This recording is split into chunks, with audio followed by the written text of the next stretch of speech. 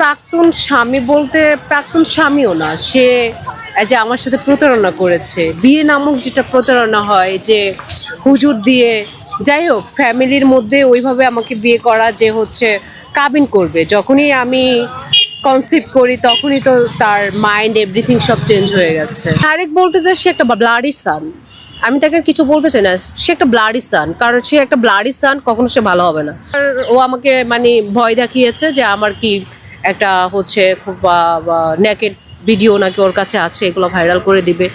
আমি তার সাথে ছিলাম, দেন হচ্ছে যে আমি বলেছি যেটা হচ্ছে হুজুর দিয়ে বা কিছু যেভাবে হোক, এই বিয়ে যেটা হচ্ছে মানে একটা প্রতারণা, ভালোবাসা একটা প্রতারণা। তো সেটা নিয়ে সে আমার সাথে দিনের পর দিন, মাসের পর মাস, মানে একটা মানে বাসায় ওর সাথে আমি ছিলাম।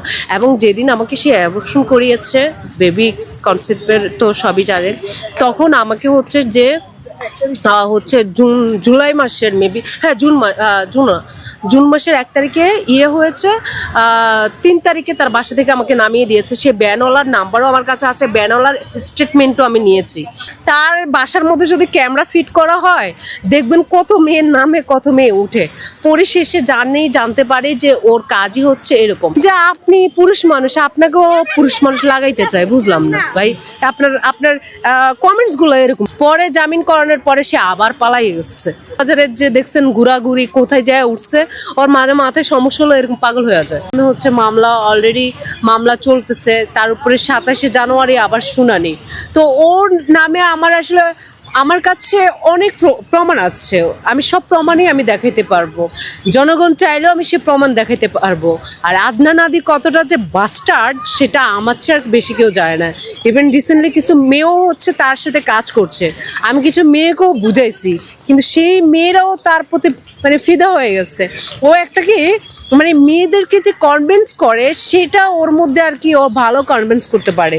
মেয়েদেরকে একটা কনভিন্স করে মেয়েদেরকে কিভাবে আয়ত্তে আনবে, এই টেকনিকটা, এটা ওর এক্সপিরিয়েন্সটা ওর মধ্যে আছে।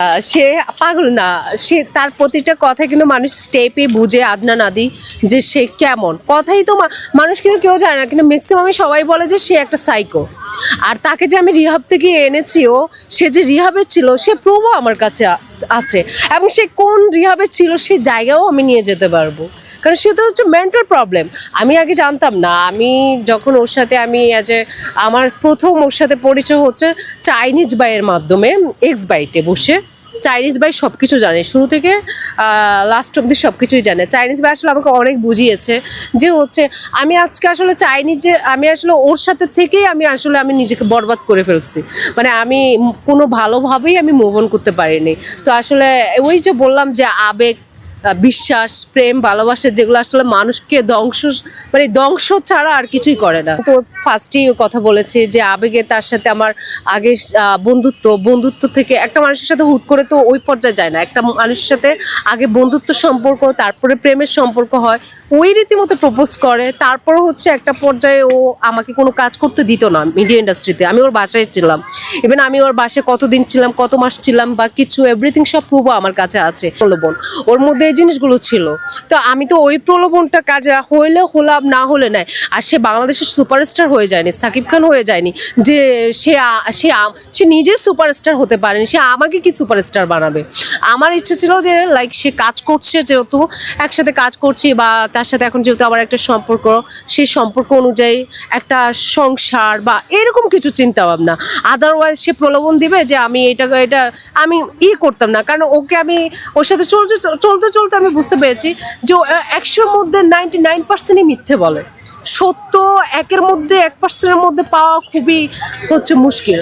তো দ্যাটস ওয়াই হচ্ছে আমি ওই চিন্তা ভাবনা করেই হচ্ছে আমি তার সাথে ছিলাম।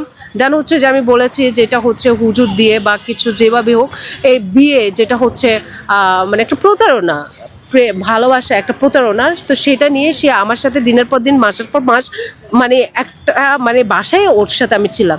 এবং যেদিন আমাকে সে অ্যাবর্শন করিয়েছে, বেবি কনসেপ্টের তো সবই জানেন, তখন আমাকে হচ্ছে যে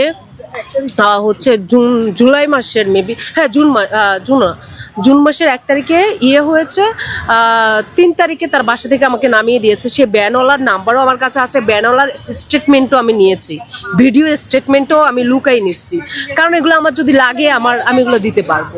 তো সব মিলিয়ে ওই নাম্বার আছে, এভরিথিং সব কিছুই আছে, সো প্রুফ আমি দেখাতে পারবো। তারপর যখন কনসেপ্ট করি তখন হচ্ছে ও যখন আমি ওকে বলি যে আমার কাবিন করো, তখন মানে হচ্ছে সে আর কি বুঝতেই পারছেন যে মাইন্ড চেঞ্জ, তার হচ্ছে প্রবলেম হবে, সে হচ্ছে জনপ্রিয়তা কমে যাবে। তার তো জনপ্রিয়তা নয়, তার কিসের জনপ্রিয়তা যাবে, সে বা তার হচ্ছে কি বলবো, সে একটা ভালো একটা কিছু করতে পারবে না, তার স্টেটাস, তার সব এভরিথিং প্রবলেম হবে, এই একটা মানে এক্সকিউজ ও দেখিয়েছে। তো আসলে শেষমেশ কি ও চাচ্ছে যে হ্যাঁ বেবি রাখে, বাট আমি তার কোনো দায়িত্ব, রেসপন্সিবিলিটি, এভরিথিং কোনো কিছু নিতে পারবো না।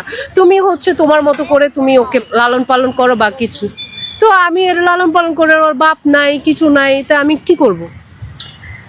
আমারও তো একটা হচ্ছে আছে। পরে যে হোক ও আমাকে মানে ভয় দেখিয়েছে যে আমার কি একটা হচ্ছে খুব নেকেড ভিডিও নাকি ওর কাছে আছে, এগুলো ভাইরাল করে দিবে অনেকভাবে। আসলে যেহেতু এগুলো আমার ফ্যামিলি সব কিছু জানতো না, সো সব মিলিয়ে আসলে আমি খুব মানে রীতিমতো মানে খুব হয়ে গেছে, মানে এক কথায় মানে আমার অবস্থা খুবই খারাপ, কিছু করার নাই। পরে সে আমাকে ফোর্স করে যেভাবে হোক করে অ্যাবর্শন করাইছে। বিভিন্ন নারীদেরকে এই প্রমাণও ওই ছবিগুলো আমার কাছে আছে, যে বিভিন্ন নারীদেরকে সে এখনো নিয়ে যায়।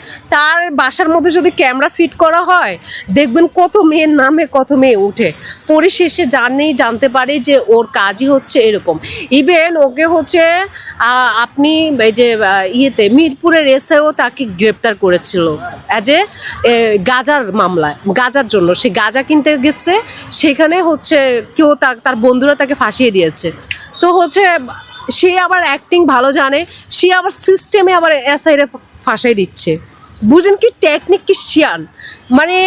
পরে হচ্ছে যখন ওসির সামনে নিয়ে গেছে যে হচ্ছে এরকম এরকম, ওসিকে এসআইয়ের বিরুদ্ধে আর কি খারাপ স্টেটমেন্ট দিচ্ছে, তখন ওসি তার ফেসবুক চেক করে দেখে কি তাকে সবাই হচ্ছে পুরুষেরাও তাকে করতে চাচ্ছে। আই এম সো সরি, মানে এরকম। তখন ওসি বলতেছে যে আপনি পুরুষ মানুষ, আপনাকেও পুরুষ মানুষ লাগাইতে চায়, বুঝলাম না ভাই আপনার কমেন্টসগুলো এরকম কেন? আপনি তো আমার এসের কথা বলে দিলেন। তো সে একটু নিজেকে খুব করার কারণে হচ্ছে, ওভার স্মার্ট হওয়ার কারণে, ওভার কথা বলার কারণেই আসলে তাকে হচ্ছে কি মানে হচ্ছে চালান করে দিচ্ছে কেরানীগঞ্জে। দেখেন এর মধ্যে হচ্ছে 2 দিন যাবত থেকে তার কোনো খবর নাই, তার ফ্যামিলি থেকেও ফোন আসে না, কারণ তার ফ্যামিলি একটা বাস্টার্ড ফ্যামিলি, একটা ফ্যামিলির কোনো একটা নাই, ক্যারেক্টার নাই। ওর ফ্যামিলি সম্পর্কেও আমার ধারণা আছে, ওর মনে হচ্ছে আরেক হারামজাদা মহিলা, ঠিক আছে। তো হচ্ছে তারপরে ওকে কি করলো, পরে আমি নিজেই ফোন দিচ্ছি, আমি বলি কি ব্যাপার, ওকে পাওয়া যাচ্ছে না কেন? পরে এসআই যিনি উনি আমার ফোন ধরছে, তো বলে আপনি কে? তো আমি বলছি যে এরকম এরকম আমি ওনার মানে ফ্রেন্ড, এটা বলছি গার্লফ্রেন্ড বা কিছু, বলে এরকম এরকম আপনি আসেন, তাহলে আসছে। পরে উনি আমাকে সব কিছুই বলছে যে এরকম একটা লোকের সাথে তার ফ্যামিলিও যোগাযোগ করে না 2 দিন যাবত, এ কেমন ফ্যামিলি? আর আপনি আইসা তাকে এরকম, মানুষ সুবিধার না। তারপর উনি আমাকে অনেক বুঝালো, ওনার সাথে কিন্তু এখনো আমার কানেক্ট আছে। এবং উনি আমাকে অনেক বললো যে হচ্ছে আপনার আসলে এই লোকটা সুবিধার না। আমি তাও বিশ্বাস করতাম না, তাও বুঝতাম না, ওই যে অন্ধ, যেটাকে বলে অন্ধ প্রেম, অন্ধ ভালোবাসা, এরকমটা হয়ে গেছে। লাস্ট পর্যায়ে আমি কেরানীগঞ্জ থেকে তাকে নিয়ে আসা হয়েছে, সবই প্রুফ প্রমাণ এভরিথিং সব কিছু। এখন বললাম না ওর মাথায় প্রবলেম আছে, ও অ্যাজ এ সাইকো, ও যেহেতু এডিক্টেড, ওর ড্রাগস খায়, বিভিন্ন ধরনের ড্রাগস, ওর নেশাগ্রস্ত। তো ওকে রিহাবে রাখা হয়। তো একটা নর্মাল ব্যক্তি তো আর রিহাবে থাকে না, এটা তো বুঝতে হবে। ওর মাথায়, ওর ব্রেনে প্রবলেম আছে। আর হচ্ছে জেল হচ্ছে, এবার আমি আপনাকে বলি, ও জেলে ওকে যখন জুলাই মাসে ওকে অ্যারেস্ট করে, আগস্ট মাসে 2 তারিখে ওরা আবার আমি জামিন করি। এই মামলার কিন্তু জামিন হয় না, নারী নির্যাতন শিশু হত্যা মামলার কিন্তু জামিন হয় না। কিন্তু আমি তাকে জামিন করাই বিয়ের সাপেক্ষে জামিন, বুঝতে পেরেছেন? তার মা পারে না, আমার পায়ে ধরে। পরে হচ্ছে ম্যাজিস্ট্রেট কোর্টে যখন উঠি, ম্যাজিস্ট্রেট আমাকে কোনোভাবেই তাকে জামিন করাবে না এরকম একটা বলে দিল। তখন আমি ম্যাজিস্ট্রেটকে হাত জোর করে বলি ম্যাম আমাকে প্লিজ, মানে সে হচ্ছে করবে বা কিছু। তখন হচ্ছে ম্যাজিস্ট্রেট জামিন করায়, নাহলে কিন্তু এখনো অবধি সে জামিন হতে পারতো না। সে আমার দ্বারাই কিন্তু জামিন হয়েছে, পরে জামিন করানোর পরে সে আবার পালাই গেছে। ওই হলো অবস্থা। ওই আবার পালাই গিয়ে ওই যে কক্সবাজারের যে দেখছেন ঘোরাঘুরি কোথায় যায় উঠছে, ওর মাথায় সমস্যা হলো, এরকম পাগল হয়ে যায়। তো রাস্তায় ঘুরে ওই কি করে না করে ওই নিজেও যায়। আগামী মাসে 27 তারিখে হ্যাঁ শুনানি আছে। অবশ্যই আমার এটা হচ্ছে প্রমাণ সহকারে সবকিছু মিলিয়ে, আর অবশ্যই আমার কাছে এভরি প্রুফ আছে। কোর্টে চাইলে আমি সবকিছুই দিতে পারবো, এভরিথিং সবকিছুই আমার কাছে আছে, আমি সবকিছু প্রেজেন্ট করতে পারবো। আমার এইদিকে আমার কোনো মানে আছে না, ভয় নাই, কিছু নাই, কারণ বাস্তব যেটা সত্য, যেটা প্রুফ, যে এভরিথিং সবকিছু তো আমার কাছে আছে। মিথ্যে বলে একজনকে হচ্ছে ফাঁসানো, এটা আমার মধ্যে কাজ করে না। যেটা সত্য আপনারা জানেন যে আগে থেকে আমি একটু প্রতিবাদী, আমি বাস্তবতার সাথে আমি লড়াই করি, আমি বাস্তবতা মেয়ে একটা, আর আমি বাস্তবতা নিয়ে চলতে পছন্দ করি। ডাইরেক্ট বলতে চাই সে একটা ব্লাডি সান, আমি তাকে কিছু বলতে চাই না, সে একটা ব্লাডি সান, কারণ সে একটা ব্লাডি সান, কখনো সে ভালো হবে না। একজন নোংরা মানুষ কখনো ভালো হবে না, এটা তাকে বলবো যে তুই নোংরা, তুই লাইফে নোংরা আজীবনই থাকবি, তোর ক্যারেক্টারের সমস্যা, তোর আজীবন ক্যারেক্টার সমস্যা থাকবে, এবং তুই একটা সাইকো, আজীবন সাইকো থাকবি, তুই কখনো ভালো হবি না, এটা জানা হয়ে গেছে। কারণ একটা মানুষকে অনেকবারই আপনি দেখেছেন, একটা মানুষকে আমি অনেকবারই হচ্ছে দিয়েছি তাকে, কিন্তু সেটা সে নিল না, সে আবার 2 নম্বরে আবার পালাই গেল, আবার ওয়ারেন্ট হলো। তাহলে বুঝেন যে একটা মানুষ কতবার একটা মানুষ প্রতারণা করতে পারে। তা আমার চরম একটা ভুল, ওর মতো একটা বাস্টার্ডকে ওর মায়ের কথা ধরে, ওর মায়ের হচ্ছে অনুরোধে আমি জামিন করেছি, এটাই আমার বড় ভুল। বিপদে না পড়লে তো কেউ বুঝতে পারবে না। আর প্রবলেমটা আমার সাথে আপনার সাথে হয়েছে, জাস্ট এক্সাম্পল দিচ্ছি, প্রবলেমটা হয়েছে আপনার সাথে আমার সাথে, সো আমি জানবো আপনার সাথে আমার কি হয়েছে, বাকি কেউ তো আর জানবে না। তো এই হলো বিষয়। আর যে নীরবের বিষয় যেটা হচ্ছে, আসলে আমি জানতাম না সেও একটা সাইকো, যে সে রীতিমতো আমাকে নিয়ে সেখানে অপমান করবে। আপনি অবশ্যই ওই ভিডিওগুলো দেখেছেন যে আরজে নীরব আমাকে ডেকেছিল তার একটা ম্যানেজারকে দিয়ে। তো আসলে আমি কিন্তু তখন ওরকম প্রস্তুত নিই না, কিন্তু সে কিন্তু প্রস্তুত ছিল। সে 21 থেকে 22 বছর যাবৎ সে মিডিয়া ইন্ডাস্ট্রিতে আছে, কিন্তু সে কখনো কিছুই দেখেনি। মিডিয়া ইন্ডাস্ট্রি সে দেখেছে যে সেখানে ফেরেশতারা বসবাস করে, সবই ফেরেশতারা, কিন্তু তার নামে অনেক রিউমার আমি শুনলাম পরে, যে সেও এরকম মাইয়া, অনেক মাইয়া নাকি খায়া দিচ্ছে তার নিচে। আমার কাছে এখনো প্রমাণ আছে, মেসেঞ্জারে আসছে যে আপু আপনি কি জানতেন না যে আরজে নীরব একটা বেয়াদব, একটা ব্লাডি সান, সো আপনি তার বা হচ্ছে ইয়েতে কেন গেলেন? আমি তো জানতাম না। রীতিমতো হচ্ছে সে আমাকে কথা বলার কোনো স্পেসই দেয়নি। হয়তো আপনারা ভিডিওগুলো দেখেছেন যে আমি কথা বলার কোনো স্পেসই দেয়নি, সে নিজেই কথা বলে যাচ্ছে। আর আমি যেটা লিগ্যাল কথা বলতে যাচ্ছি সেটাকে সে অ্যাভয়েড করে যাচ্ছে, এবং সে তার কথাই বলছে। রীতিমতো সে অপমান করার মতো করে মানে একটা ক্ষোভ নিয়েছে, যে হয়তো কেউ তাকে সিস্টেম করে আমার কাছে নেওয়া আছে। এটা আমার একটা মনে হচ্ছে একটা ষড়যন্ত্র, যে আমাকে যেভাবে পারবে সেভাবে সে অপমান করবে। আমি এটা বিশ্বাস করি না, কারণ এই জন্য আমি বিশ্বাস করি না, কারণ ইন্ডাস্ট্রি মানেই হচ্ছে এরকম। আর তো এত সতী সাবিত্রী ভাবে কেউ কাজ করতে পারবে না। আমি ওনাকে একটা লাইনই বুঝেছি, যে হচ্ছে আমি আমার মতো করে এগুলাম, আমি যাদের নিয়ে কাজ করেছি, আর ফারুকিদের সাথেও কাজ করলে তারাও আমার ছেড়ে দিবে। এত সস্তা হয়ে গেছে, এত ইজি হয়ে গেছে যে কোনো কাজ। আমি যে কোনো কাজ করব বা কিছু, আমি একটা বিজনেস করি, যেটাই করি টাকা লাগবে, টাকা ছাড়া তো আমি কোনো করতে পারবো না। আর একটা মেয়ে মানুষ আমাকে এমনি দিবে। আর হ্যাঁ, আমি একটা কাজ করলে তখন তাদের মধ্যে যদি আমি একটা কাজ করি, তখন আমি স্টেপ বাই স্টেপ কি কাজ করতে পারবো, তখন আমি এগিয়ে যেতে পারবো। আদারওয়াইজ তো আমি এগিয়ে যেতে পারবো না। আমি একটা কাজ করেছি, আমি শুরুতে আমি নিজে পিছিয়ে গিয়েছি। এই না যে আমাকে কেউ নিচ্ছে না কাজে বা আমি করিনি, আমি নিজে থেকে পিছিয়ে গেছি। কারণ যখন থেকে আমি দেখেছি যে মিডিয়া ইন্ডাস্ট্রির অবস্থা বাজে, অবস্থা দুরবস্থা, তখনই আমি নিজে পিছিয়ে গেছি। তখন আমি নিজে ডিসাইড করেছি যে আমি কিছু একটা করব। সেই অনুযায়ী হচ্ছে আমি পিছাইছি, আমাকে কেউ পিছায় নাই। আমাকে তো হচ্ছে আমার এটা ছিল যে ওই সিস্টেমভাবেই হচ্ছে যাওয়া। তো আমি সেই সিস্টেমভাবে আমি যাই নাই, কারণ আমার পসিবল না।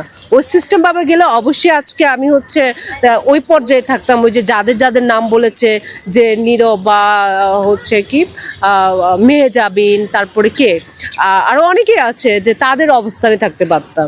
সো এত ইজি মিডিয়া ইন্ডাস্ট্রি যদি এত ইজি হতো বা কিছু, তাহলে তো আমার এটা নিয়ে গসিপ করারও প্রয়োজন হতো না। আর আমি ওইটা ছেড়ে আর এই জায়গায়ও আসতাম না, অন্য জায়গায় মুভ অন করতাম না। অবশ্যই যেহেতু শুরু থেকে আমি এই জায়গাকে ভালোবেসেছি, সো এই জায়গায় আমার থাকার ইচ্ছে ছিল, এই জায়গায় আমার কাজ করার ইচ্ছে ছিল। যখন আমি দেখছি এই জায়গার অবস্থা ভালো না, তখনই আমি কেটে পড়েছি, আমি লিভ নিয়েছি। করেছি, সো আমি অন্য জায়গায় এসেছি। এখন যদি বলে যে আমি ওই জায়গায় মানে আমি টিকতে পারি নাই, আমার সে যোগ্যতা নাই, আমার সে যোগ্য নাই, আমার সে ছিল না, এগুলোই তো বলেছিল। তাহলে এখানে আমি তো এখানে যোগ্যতার কিছুই না, এখানে হচ্ছে কাপড় খোলার যোগ্যতা, এখানে হচ্ছে কাজের কোনো যোগ্যতা, এগুলো দেখার টাইম নেই।